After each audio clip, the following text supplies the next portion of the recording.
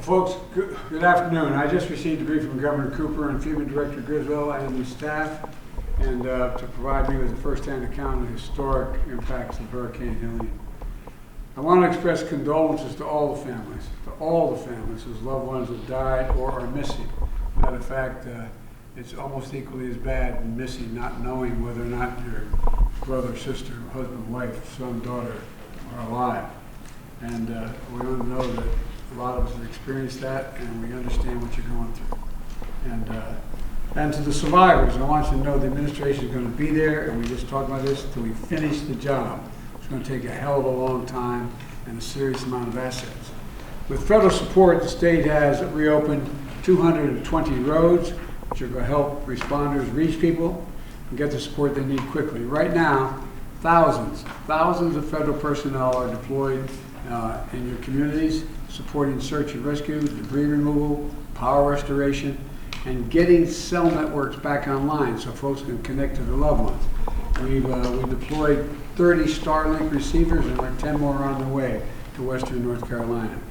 And FEMA's on the ground supporting the communities and registering people for disaster assistance. And talking to the governor, it's going to take a while, right, Gov? It's going to be a long time. And there are thousands of line workers working around the clock to help get power back up in North Carolina.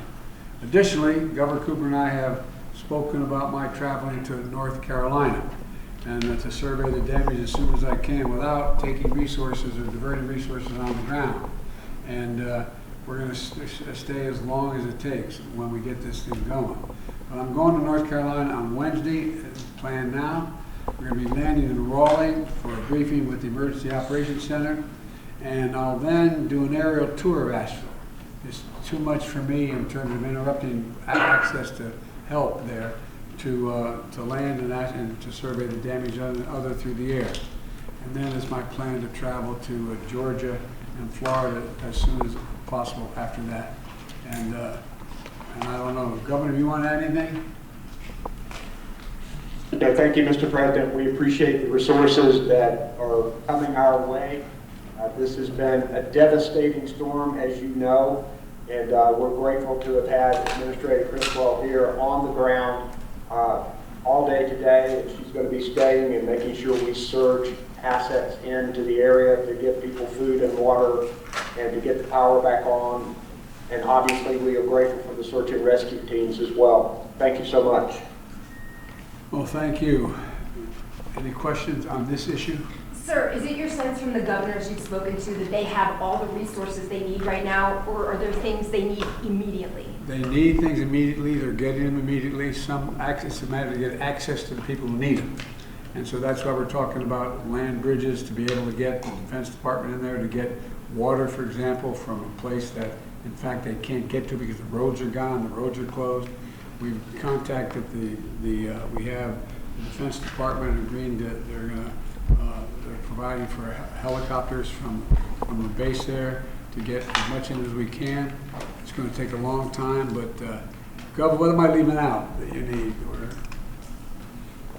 We've talked about a lot of resources that we need, medical, making sure that we are getting additional helicopters for land bridges, search and rescue. All of those things are happening now. We just know that the commodities are going to have to continue in for weeks because, for example, Asheville, the largest city here, and that supplies a lot of the water, their water system is completely down. So getting water in here on a sustained basis is going to be critical, and we are discussing the strategies to continue those efforts and to surge those efforts. Mr. President and Governor Cooper, Donald Trump has accused both of you of ignoring the disaster. He is lying. Let me get this straight. He's lying. And the governor told him he was lying. The governor told him he was lying. I've spoken to the governor, I spent time with him, and he told me he's lying. I don't know why he does this. And the reason I get so angry about it, I don't care about what he says about me, but I care what he communicates to the people that are in need. He implies that we're not doing everything possible. We are. And you spoke to the governor, I assume that heard the Republican governor of Georgia talk about that he was on the phone with me more than once. So that's simply not true, and it's irresponsible.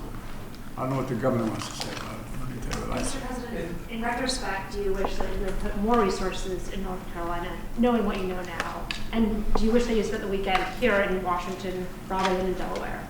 Come on, it's not a game. Where in Delaware? It's 90 miles from here, okay? And I was on the phone the whole time working on that. And the Sir. resources, the question is not whether we get more, this is a list of every resource we're getting in there, but the question is how to get it in. It's hard to get it from point A to point B. It's hard to get it if some of these roads are wiped out, communities are wiped out. There's no ability to land, there's no ability to get trucks through, there's no ability to get a whole range of things through. So, I mean, anyway, Mr. President, if I sound frustrated, I am.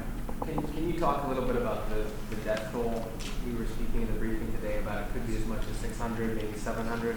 That's such a huge number for the United States of America. Well, first of all, the death toll, the confirmed death toll is high enough, well over 100. Okay? There are roughly, correct me if I'm wrong, Gov or Deanne, but there are about 600 people still unaccounted for, if I'm not mistaken. Is that about right? Well, we know, Mr. President, because cell phone service is down, Yes. that there are a lot of people who haven't been able to get in touch with them. But what's happening now, and we're getting assistance from you to coordinate even more efforts, is we're doing door-to-door welfare checks on people to make sure that they are accounted for. We know there will be more deaths because this was an unprecedented, devastating storm that was something that people in North Carolina, in Western North Carolina, have never seen before.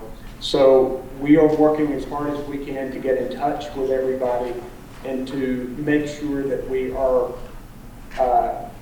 telling relatives that people are safe, and also making sure that search and rescue, because we have rivers that are still rising. The danger is still occurring for a lot of people. And by the way, as the FEMA can tell you, they had pre-positioned an awful lot of material throughout that area, from the Bend all the way up into Tennessee. And so the idea that we weren't prepared, the question is, no one knew exactly how devastating it would be. We knew it would be significant, and we've got a lot already in place, but there's more. But here's the point. I'm going to be asking the American people to continue to help fund the needs of these people. It's not going to be one hit and it's over. It's going to take a hell of a long time. It's going to cost a hell of a lot of money. But this is the United States of America. We've got to do it. Sir, what can Americans do right now? Sir, Americans that want to help, what can they do right now? If people want to help, what can they do? Thank you guys. You guys, the president is still taking questions. Go ahead, sir. If people want to help, there's means by which they can contact, who should they? The American Red Cross. Contact the American Red Cross and get as much, Excellent way they'll of get contributing, information. which works very closely with FEMA. And by the way, as the governor said, we're working on making sure that the hospitals are up and running and they have the capacity to deal with the concerns of people and the needs. So there's just a lot to do, and this is just beginning. And we've been through this before, but not like this. This is the worst ever.